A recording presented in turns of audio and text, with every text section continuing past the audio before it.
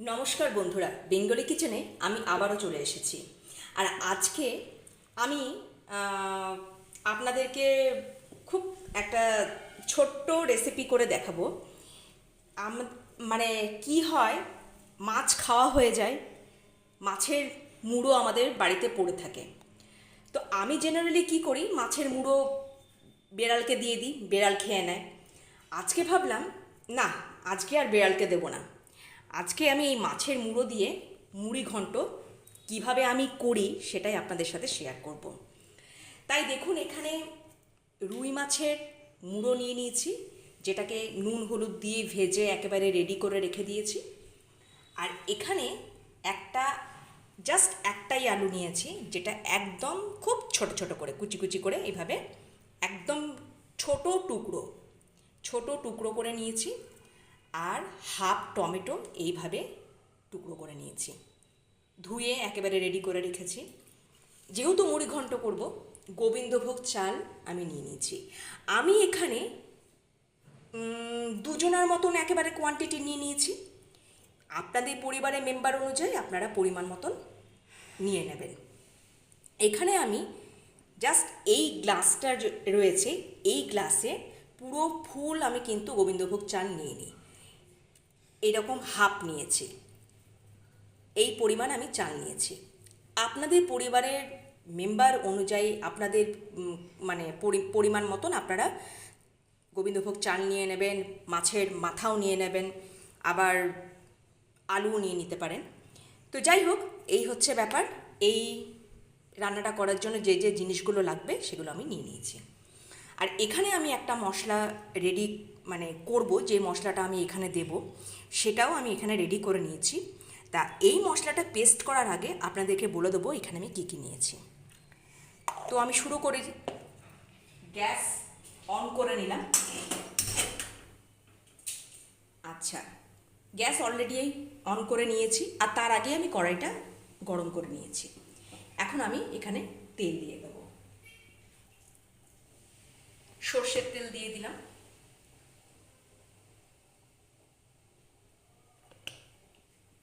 এটা গরম হোক, তার আগে একটা কাজ করে নেব। আমি এই পরিমাণ গোবিন্দভোগ চাল নিয়েছি, এটাকে আমি যতক্ষণ মানে আলুটাকে ভাজবো, টমেটোটাকে ভাজবো, মশলা কষাবো, এটা আমি কিছুক্ষণ ভিজিয়ে রাখবো এই চালটা জল দিয়ে। তো আমি একটা বাটিতে নিয়ে নিলাম, এটা আমি ভিজিয়ে রাখবো।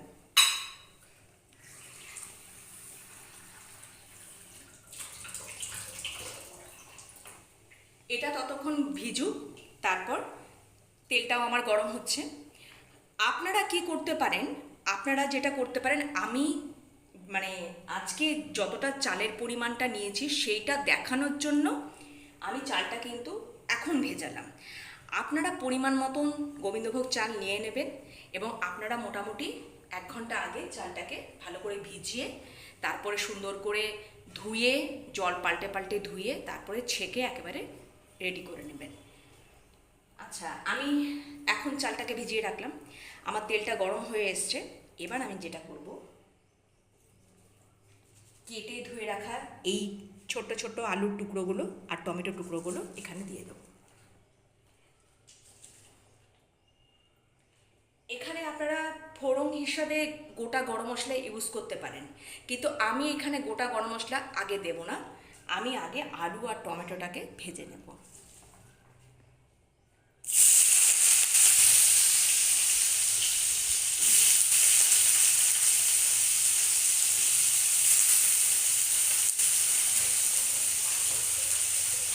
আপনারা তেলের ওপরে গোটা গরম মশলা দিয়ে দিতে পারেন, একটু দারচিনি, লবঙ্গ, এলাচ দিয়ে তারপরে আলু, টমেটো এটা দিতে পারেন, কিন্তু আমি এখন গোটা গরম মশলা কিচ্ছু দেবো না। আমি জাস্ট এটা তেলের ওপরে নিয়ে একটু লাল লাল করে ফ্রাই করে নেব। এখানে 2টো তেজপাতা অ্যাড করে দিলাম।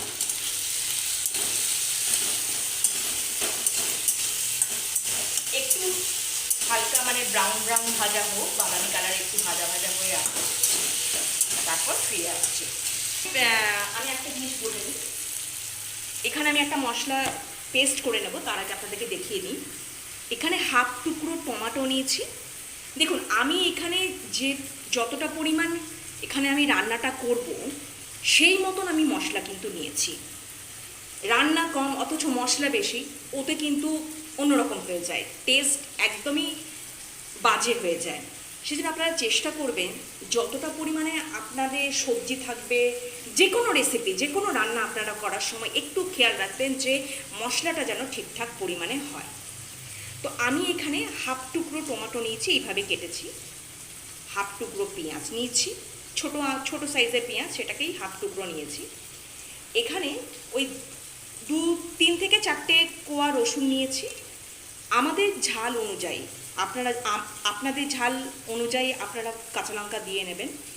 আমাদের ঝাল অনুযায়ী আমি এখানে একটা কাঁচা লঙ্কাই ব্যবহার করব, কারণ আমরা অতটা বেশি ঝাল পছন্দ করি না। আচ্ছা, আপনাদের ঝাল অনুযায়ী আপনারা লঙ্কা দিয়ে নেবেন, কাঁচা লঙ্কাই দেবেন বাটার সময়। আর এখানে কয়েক টুকরো আদা নিয়েছি। এবারে এটার সাথে মেশাবো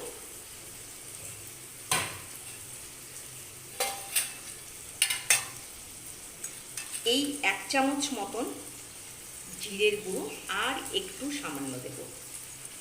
আর দেব এখানে এই চামচে 2 চামচ ধনের গুঁড়ো। গোটা ধনেও দিতে পারেন, আজকে আমি ধনের গুঁড়ো দিচ্ছি। ব্যাস হয়ে গেল।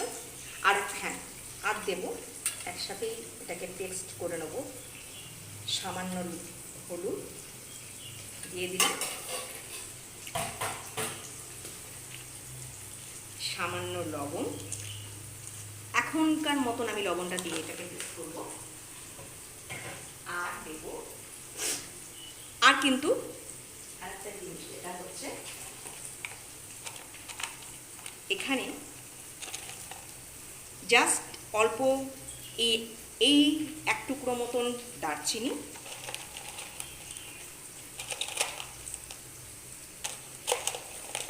3টে এলাচ,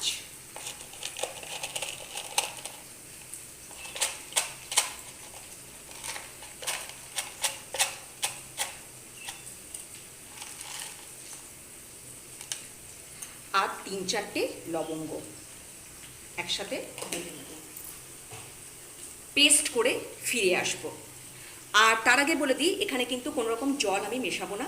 টমেটো পেঁয়াজ থেকে যে জলটা বেরোবে পুরো মশলাটাই আমার পেস্ট হয়ে যাবে। এই গোটা গরম মশলা এখানে অ্যাড করে দেবো। আপনারা চাইলে গোটা গরম মশলাটা আগেও কিন্তু ফোড়নে দিতে পারেন, আমি সেটা দিইনি, আমি এইভাবে করছি। আমি এটাকে একসাথে দিয়ে পেস্ট করে ফিরে আসছি। মশলা পেস্ট হয়ে গেছে, কোনো রকম জল না দিয়ে সুন্দরভাবে মশলাটাকে পেস্ট করে রেখেছি। এবার আলুটাও দেখুন খুব সুন্দর ভাজা হয়ে গেছে। এরকম যখন ভাজা হয়ে যাবে তখন আপনারা এই যে ভেজে রাখা মাছের মাথা সেটা দিয়ে দিলাম।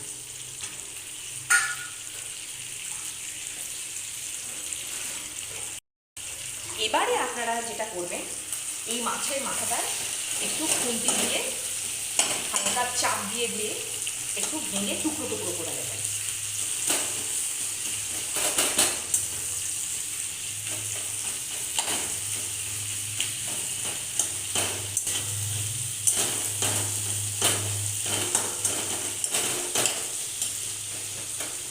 আমি জেনারেলি যেটা করি, মাছের মাথা আমাদের বাড়িতে খুব একটা মানে কেউ খায় না বা খাওয়া হয় না, তো আমি তখন কি করি, মানে মাছ কিনলে মাছের মাথাগুলো আমি বিড়ালকে দিয়ে দিই।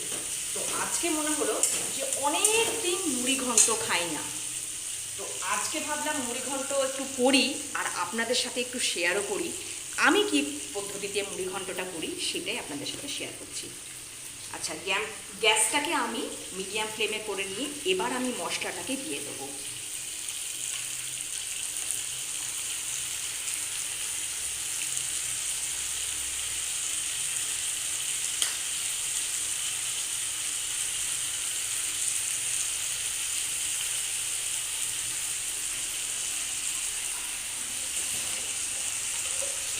এবার এটার সাথে একদম ভালো মতো কষিয়ে নেব।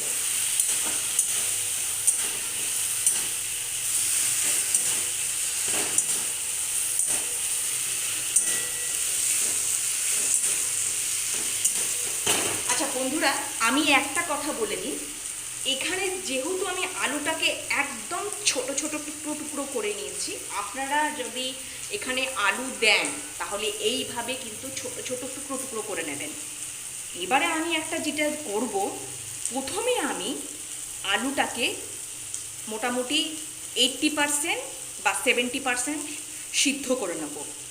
তারপরে আমি গোবিন্দভোগ চালটা মিশিয়ে আরেকবার মানে চালটাকে মিশিয়ে কষিয়ে নিয়ে ফাইনালি চালটা সিদ্ধ হওয়ার জন্য আমি জলের পরিমাণটা দেব। সেটা হবে আমার ফাইনাল জল দেওয়া। আশা করি আপনাদেরকে বোঝাতে পেরেছি। এবার দেখুন আমার তেল মোটামুটি ছেড়ে ছেড়ে এসেছে।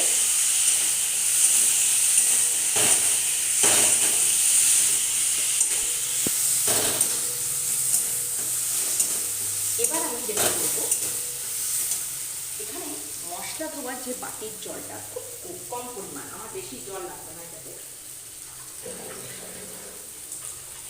মশলা ধোয়ার বাটির জলটাই এখানে দিয়ে দিলাম। এবার গ্যাসটাকে আমি একদম লো টু মিডিয়াম আঁচে রেখে আলুটা মোটামুটি 70% সিদ্ধ হয়ে যাক, ফিরে আসছি। আর এর মাঝখানে আমি চালটাকে ভালো মতন ধুয়ে জল ঝরিয়ে রেখে ফিরে আসছি। যখন এইরকম আলুগুলো কষানো হয়ে যাবে, আমি এখানে একদম সুন্দর করে জল ঝরিয়ে ধুয়ে রাখা গোবিন্দভোগ চাল এখানে অ্যাড করে দেবো।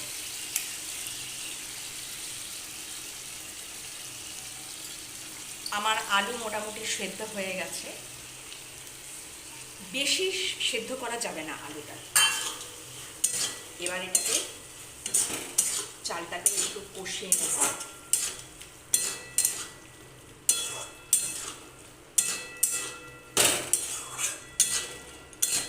দিয়ে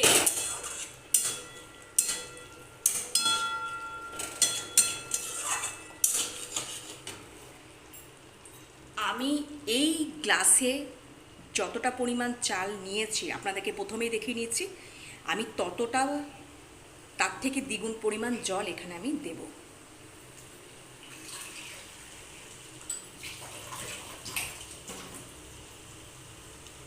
এই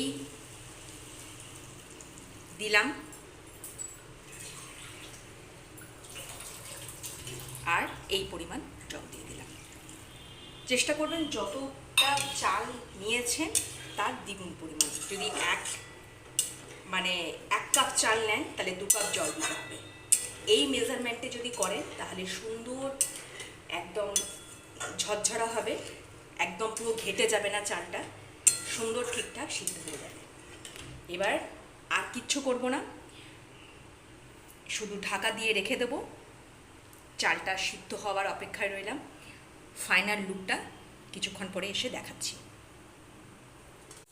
আমার মুড়ি ঘন্ট একদম পুরোপুরি রেডি হয়ে গেছে, চাল একেবারে সিদ্ধ হয়ে গেছে। এটা যত ঠান্ডা হবে তত একটু ঝুরঝুরা হয়ে যাবে। আর এখানে আমি একটু, আমার লবণের দরকার ছিল, একটু লবণ মিক্স করে নিয়েছি আর একটু মিষ্টি অ্যাড করে নিয়েছি। আপনারা চাইলে মিষ্টিটা স্কিপ করে যেতে পারেন, তবে নামাবার আগে হালকা একটু মিষ্টি চিনি ছড়িয়ে দিতে পারেন, ভালো লাগবে। ব্যাস, এবার আমি নামিয়ে ফেলবো এটাকে, গ্যাস অফ করে দিলাম।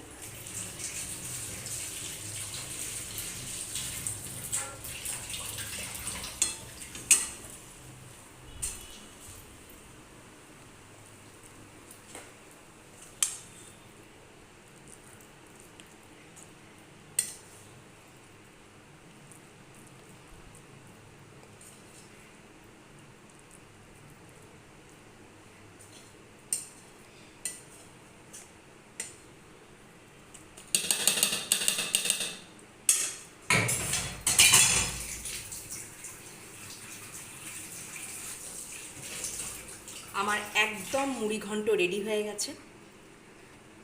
অনেকে অনেক রকম প্রসেসে করতে পারে মুড়ি ঘন্ট, কিন্তু আমি এই প্রসেসে, আমার এই পদ্ধতিতে আমি মুড়ি ঘন্টটা তৈরি করি, তাই আজকে আপনাদের সাথে শেয়ার করলাম। আপনাদের যদি আমার এই পদ্ধতিটা, রান্নার পদ্ধতিটা যদি ভালো লেগে থাকে তাহলে প্লিজ বন্ধুরা আপনারা একবার ট্রাই করুন, বাড়িতে এইভাবে করুন, তারপর আমাকে কমেন্টে জানান। যদি ভালো লাগে অবশ্যই লাইক করবেন, সাবস্ক্রাইব করে দেবেন আমার চ্যানেলটিকে, আর বন্ধুদের সাথে শেয়ারও করে দেবেন, এইটা আমার অনুরোধ রইল। তাহলে আজকে এই বলে আমি সমাপ্ত করছি। সবাই ভালো থাকবেন, সুস্থ থাকবেন। আবারও দেখা হবে আগামীকাল নতুন কোনো রেসিপি নিয়ে। আজকের মতন টাটা।